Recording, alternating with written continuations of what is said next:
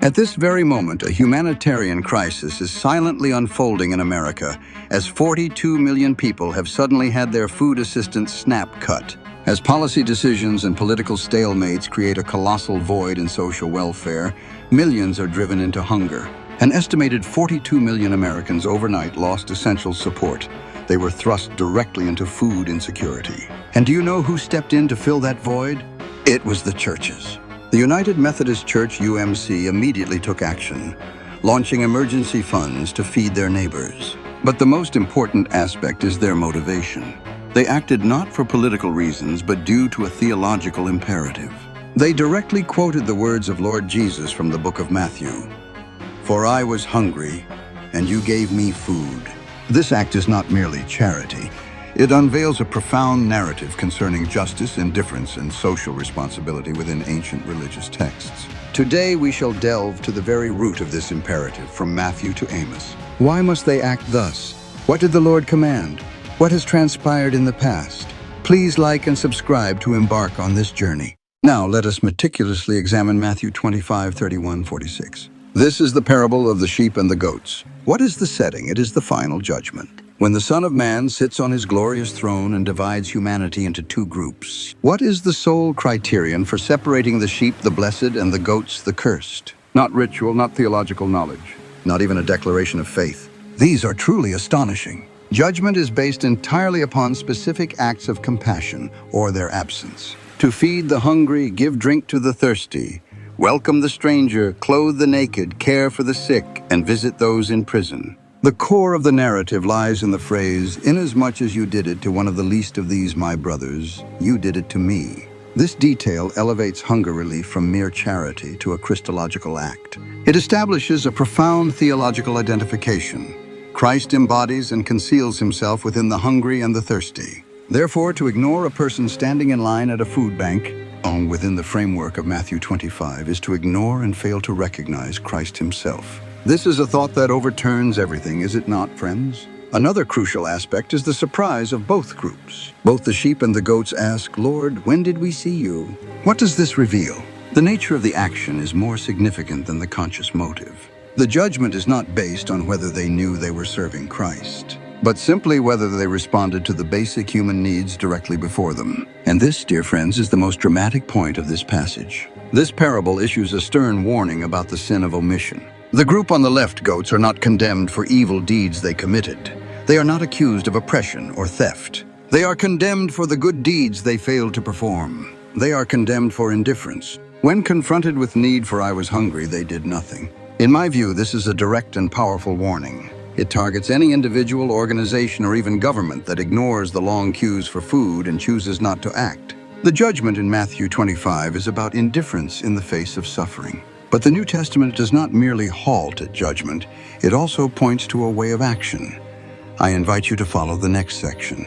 We now turn to the story of the feeding of the 5,000 in Mark 6. The setting is crucial, a desolate place, and it was already late. Confronted with the hungry crowd, the disciples proposed a market-based solution.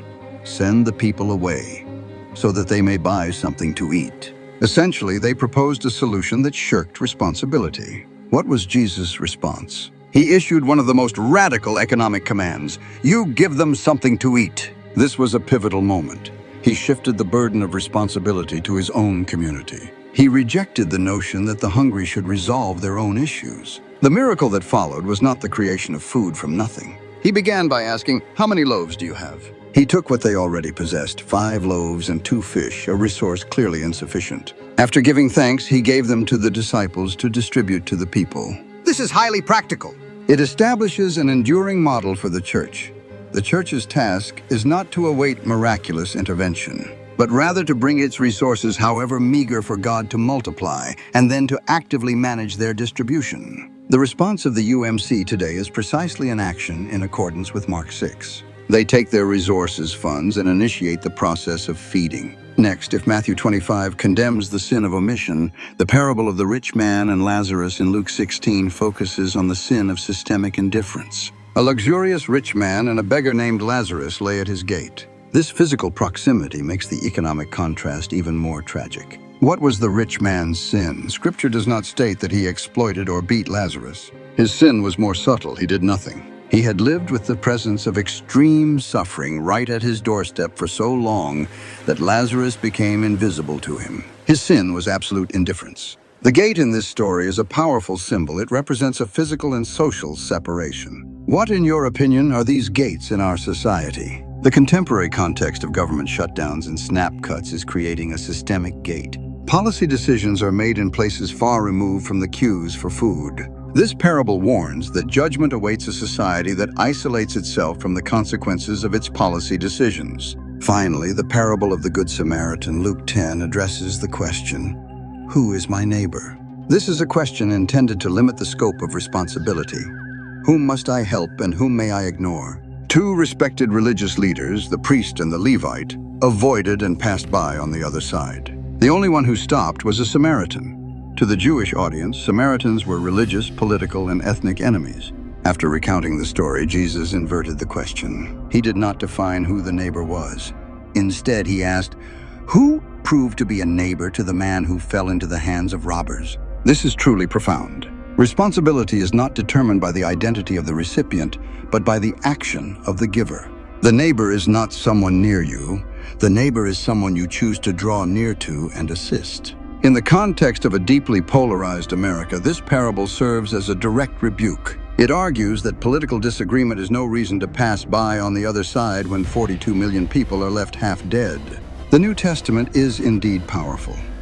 But to see the complete picture of social justice, we must turn back to the Old Testament. That is where systemic models are contained. Now we shall turn back further in history to the books of the law. The story of Joseph in Egypt, Genesis 41, is one of the clearest examples of state-managed social welfare. The story begins with a predictable crisis. 7 years of abundance would be followed by 7 years of famine. What was Joseph's response? Not prayer or an appeal to individual charity.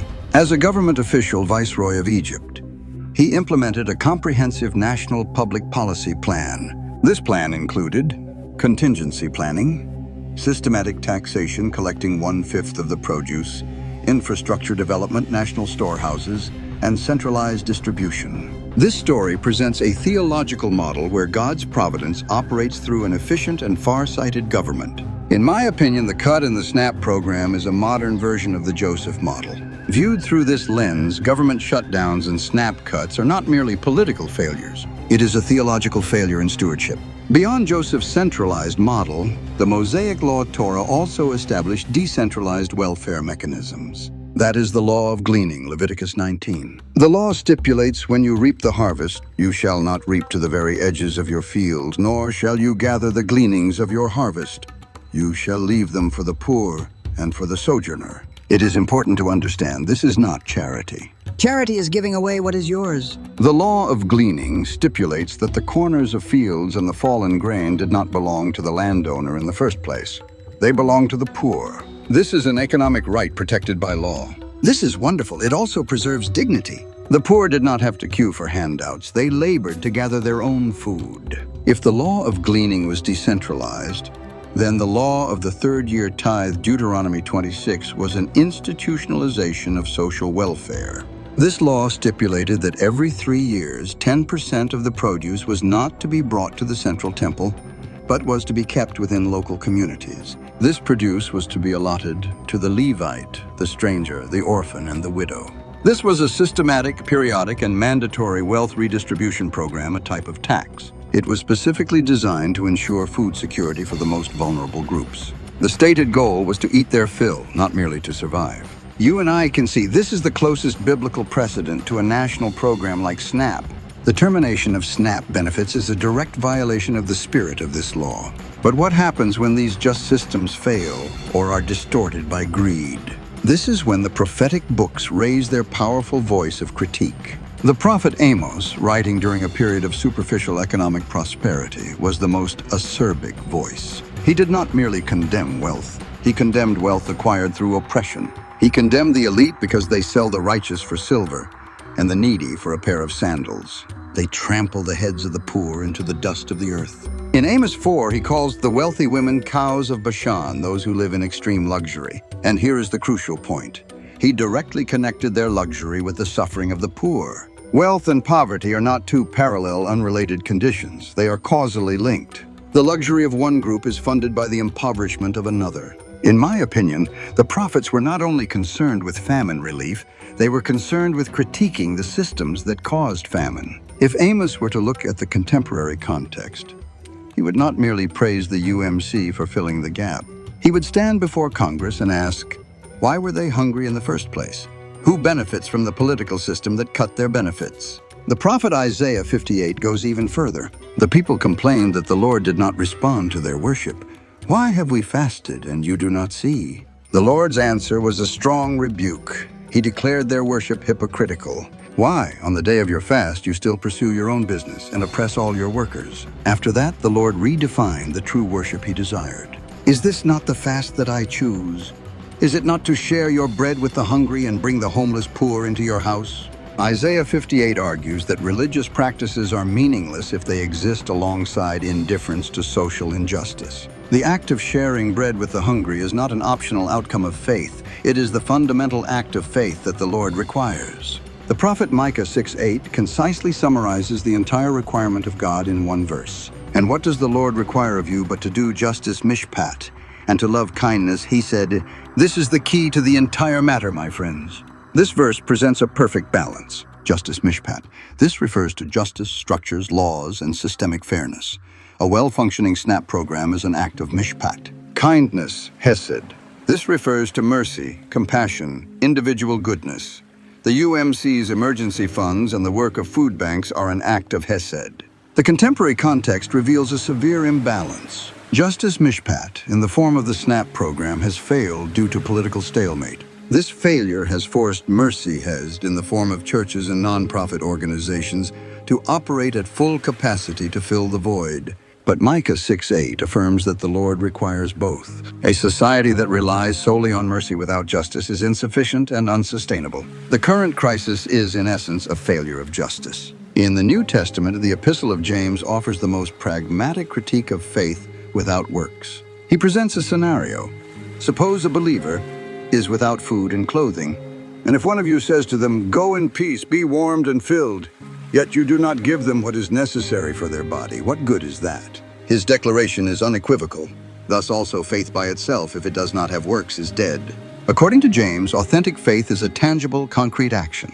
Providing food is not an additional act of faith. It is evidence that faith is alive. The UMC's response is precisely the action that transforms theological conviction in Matthew 25 into a living faith. And the book of Acts provides a final model, an alternative economy within the community of faith. The description of the early Christian community in Jerusalem is a radical model. Acts 4 states that the full number of those who believed were of one heart and soul, and no one claimed private ownership of any possessions. Those who owned lands or houses sold their possessions and brought the proceeds to lay at the apostles' feet, so that it could be distributed to each as any had need. What was the result of this radical internal economic system? There was not a needy person among them. These are truly thought-provoking. The early church addressed internal hunger, not by establishing food banks, but by altering the structure of ownership.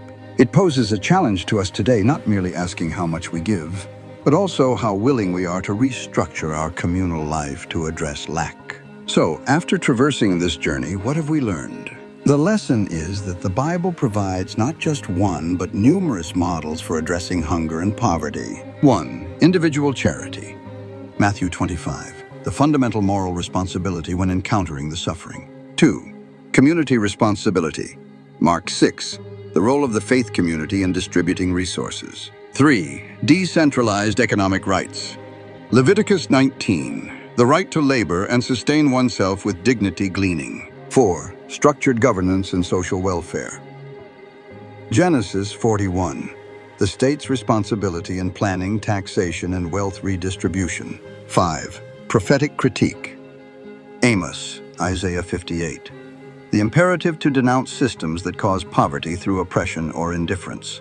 And 6. Faith in action. James 2. The practical test of faith is material provision. Returning to the contemporary SNAP crisis, we clearly see the problem. The cut of 42 million Americans from benefits is a complete failure of the state social welfare model. It is a failure of the Joseph and Deuteronomy models. It is a failure of justice mishpat. The deadlock among lawmakers is precisely the indifference of the rich man at Lazarus's gate. In that context, the response of the UMC Church is a mandatory act of mercy, has said. They are implementing Matthew 25 and Mark 6. They are demonstrating a living faith. But what is the greatest lesson from this narrative? It is this: mercy is necessary but never sufficient. A society that relies solely on charity, he said, to fill the gaps created by systemic injustice, the failure of Mishpat, is an unsustainable society. A complete biblical response is not merely to give fish. It is also to demand to do justice, Micah 6:8, by rectifying broken structures. This narrative teaches us that faith must act, and that action includes both relief and tireless advocacy for justice. Thank you for watching. If you found this content profound and meaningful, do not forget to like, subscribe, and share this video. Let us together spread the message of a more just and compassionate world.